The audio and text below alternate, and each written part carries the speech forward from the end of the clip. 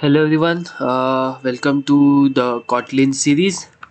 सो इस सीरीज़ में हम पूरी बात करेंगे कॉटलिन के बारे में है। कॉटलिन क्या होता है, कैसे अपन उसको पढ़ सकते हैं, कॉटलिन की लैंग्वेज अगर किस किस एप्लीकेशन में यूज़ होगी तो वो देख लेंगे। ठीक है, तो इस सीरीज़ में आपने पूरा कॉटलिन सीख जाएंगे। आइए स्टार्ट करते हैं हम कॉटलिन के साथ। तो सबसे पहले मैं बता दूं कि कॉटलिन का भी लेटेस्ट वर्जन जो चालू है वो है 1.4.0। ठीक है, ये अपडेट होते ही रहेगा। ये लेटेस्ट मॉडर्न प्रोग्रामिंग लैंग्वेज है, बिल्ड बाय जेट ब्रेन्स। ठीक है, तो जेट ब्रेन्स के ऊपर ना गूगल का हाथ है। ठीक है, तो कॉटलिन को सपोर्ट है गूगल का। और पिछले साल एक केस हुआ था गूगल पे, ओरेकल ने किया था कि जावा उन्होंने यूज़ किया गूगल ने और उनको कोई क्रेडिट नहीं मिला। तो इसी के चलते गूगल ने कभी जेट ब्रेन्स के साथ कॉटलिन ये नया प्रोग्रामिंग लैंग्वेज ही स्टार्ट कर दिया सीधे ही।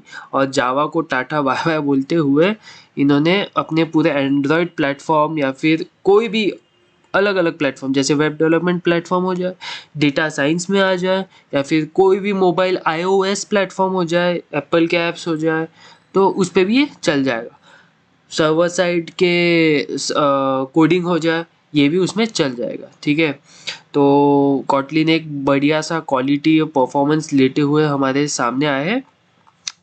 सबसे पहले अपन देख लेते हैं एक छोटा सा एग्जांपल कि हेलो वर्ल्ड इसमें कैसे प्रिंट होता है। मैं पहले बता देना चाहता हूँ कि जिन जिन लोगों को पाइथन आता है उनको ये लैंग्वेज बहुत ही अच्छे से आ जाएगी, बहुत ही प्यारी लगेगी। और जिनको नहीं आता है उनको कोई दिक्कत नहीं, अगर कॉटलिन सीख लेंगे तो पाइथन ऑटोमेटिकली सीख ही लेंगे। बस थोड़ा सा ना मेथड अलग है, नाम अलग होते हैं, बस उतना ही चीज़ें होती है पाइथन और कॉटलिन में डिफरेंस। तो देखते हैं हेलो वर्ल्ड अभी कैसे प्रिंट होता है। ठीक है, तो ये देखो इसमें एक फन यूज़ किया है। ठीक है, तो फन मतलब ये डिफाइन करेगा कि ये जो मेन नाम का जो ये जो है कुछ तो है, तो वो क्या रहेगा, तो वो डिफाइन करेगा ये फन। तो ये फन मतलब फंक्शन होता है। तो फन मेन और ये ब्रैकेट अपन ने ऐसे लिखा तो इसका मतलब होगा कि एक कोई मेन नाम का फंक्शन है। ठीक है, जिसमें एक कमांड है प्रिंट एलन एलन एलन, चलो फिलहाल के लिए एलन गायब कर देते हैं, इसको बस प्रिंट रखते हैं। तो प्रिंट एक मेथड है जो फंक्शन मेन में लिखा गया है। ठीक है, और उसमें क्या पास किया हमने, एक स्ट्रिंग पास की है हेलो वर्ल्ड, और जो अपने को प्रिंट करना है। ठीक है, तो हेलो वर्ल्ड करो या फिर कुछ भी लिख दो, क्लासेस, तो ये प्रिंट हो जाएगा। ठीक है, जो भी अपने को प्रिंट करना है। अभी एलन मतलब क्या था यहाँ पे मैं आगे भी जाके बताने वाला हूँ, पर चलो अभी आ ही गया तो बता ही देता हूँ। एलन एलन मतलब कुछ नहीं कि वो नेक्स्ट लाइन देगा। ठीक है, अगर मैं यहाँ पे एक और प्रिंट लिखना चाहूँगा, समझो कुछ भी, तो यहाँ पे अगर मैंने लिखा हेलो, तो ये next line hello next line में प्रिंट होगा यहाँ पे। ठीक है, ये देखो आ गया, है ना। अगर मैं ये एलन नहीं लिखता तो देखते हैं क्या होता। तो अगर मैं एलन नहीं लिखता तो ये देखो उसी लाइन में प्रिंट हो गया, वो उल्टा चिपक गया है। तो अगर हमें स्पेस चाहिए होगा तो यहाँ पे स्पेस देना पड़ेगा, या फिर यहाँ पे भी दे सकते हो, जहाँ पे आपकी मर्जी हो। ये देखो, ठीक है, तो ये बहुत ही सिंपल है। इसमें 3 टाइप के वर्जन होंगे। एक सिंपलेस्ट वर्जन जो ये है, ठीक है, स्टार्टिंग तो इसी से करनी चाहिए हर एक लर्नर को। सेकेंड आएगा ऑब्जेक्ट ओरिएंटेड, जैसे अभी तो उप्स का ही ज़माना चलता है, तो हर एक लैंग्वेज उप्स में ही है। तो ये ऑब्जेक्ट ओरिएंटेड हो गया, ये कुछ नहीं, बस हेलो कॉटलिन लिखने का एक अलग ही बहाना है बस कॉटलिन का। देखो हेलो कॉटलिन, है ना। एक तो आप ऐसे सिंपल लिख लो हेलो कॉटलिन, या फिर थोड़ा सा उप्स विप्स क्लास वगैरह लगा के लिख लो, है ना। तो ये हो गया उप्स, अपन ये भी पढ़ेंगे बाद में, पर पहली लेवल अपनी ना सिंपलेस्ट वर्जन ही रहनी चाहिए। फिर सेकेंड वर्जन अपन कॉटली उप्स पे जाएंगे, और थर्ड वर्जन जो रहेगी, जो डेटा साइंस में बहुत बहुत बहुत यूज़ होती है, वो है को रूटीन्स। ठीक है, अपन इसको एंड्रॉयड प्लेटफॉर्म में भी यूज़ करेंगे। को रूटीन्स मतलब कुछ नहीं, सिंपलेस्ट या फिर उप्स के फॉर्म में होता है। बस उसमें ना एक एक चीज़ होती है जिसका नाम है डिले, या फिर अपन उसको ना इतने टाइम के लिए, कुछ टाइम के लिए उसको रन करना चाहते हैं, या फिर उसको अपन डिले करना चाहते हैं, तो यहाँ पे होता है डिले। तो कुछ नहीं, मैंने बस यहाँ पे क्या किया है, एक देखो 1 to 10। ठीक है, मेरे को ना आए 0 to 10 के बीच में जितने भी नंबर्स है वो प्रिंट करने हैं, वो भी रिवर्स फॉर्म में, ठीक है।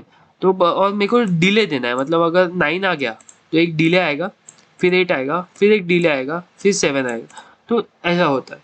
तो मेरे को थोड़ा सा टाइम चाहिए, मतलब एक प्रिंट हो जाए उसके बाद कुछ डिले के बाद मेरे को 8 चाहिए, ठीक है। तो ऐसा वो डिले के साथ काम करेगा। इसको अपन रोबोटिक्स में यूज़ करते थे डिले वगैरह, पर कॉटलिन रोबोटिक्स को अभी सपोर्ट नहीं कर रहा है, शायद आगे कर सकता है या नहीं करेगा पता नहीं, पर डेटा साइंस में तो इसका बहुत मस्त यूज़ होने वाला है, ठीक है। अभी क्यों कॉटलिन, क्यों क्यों पढ़ना है, क्यों, मतलब इतने सारे है ना अपने पास, पाइथन है, जावा है, सी प्लस प्लस तो अपन बचपन से पढ़ते ही आ रहे हैं 11th 12th से, तो क्यों कॉटलिन नया एकदम से।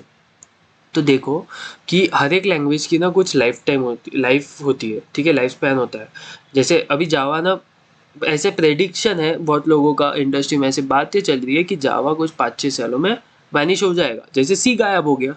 अभी सी कोई यूज नहीं करता, कोई एप्लीकेशन सी आती नहीं है, ठीक है, बहुत कम होगी शायद, बट ऐसा कोई फेमस एप्लीकेशन होती नहीं है। तो इसी वजह से ना लैंग्वेज हमें अपग्रेड, खुद की लैंग्वेज भी अपग्रेड करते रहनी पड़ेगी।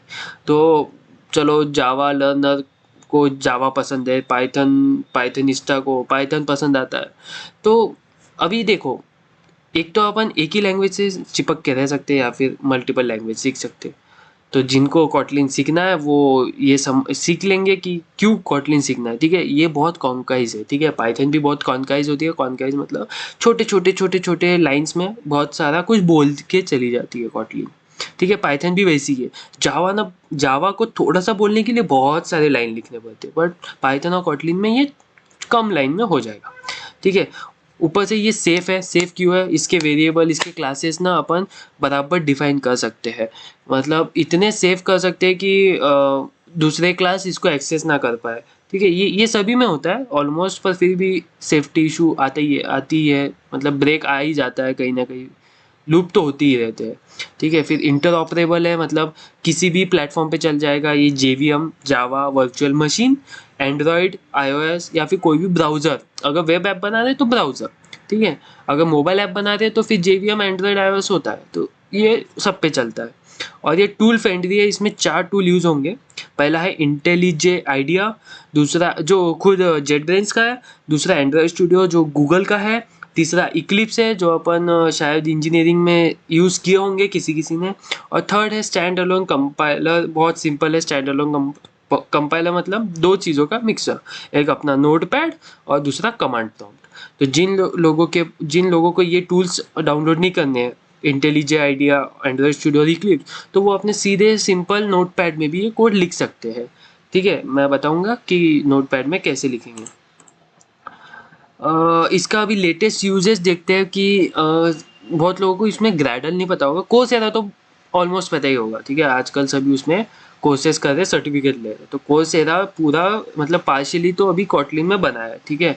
एंड्रयू एनजी जो इसका ओनर है, मतलब सीईओ है, जो एमएल मशीन लर्निंग का भी बहुत फादर बोलते हैं उनको शायद, तो उन्होंने कॉटलिन यूज़ किया है इसमें। एवरनोट भी पता होगा शायद किसी किसी को, तो ये एंड्रॉयड ऐप है, तो ये भी इसमें कॉटलिन यूज़ होता है, ठीक है। तो आप इनसे अगर किसी को भी आगे जाके कॉटलिन में कोई डाउट आया तो गिटहब पे उनकी सपोर्ट है, तो उनके साथ आप इशू रेस कर सकते हो। स्टैक ओवरफ्लो ये तो आपने यूज़ किया ही होगा, ठीक है। तो चलो चलते हैं कि अपन कॉटलिन पढ़ते हैं, आइए नेक्स्ट वीडियो में।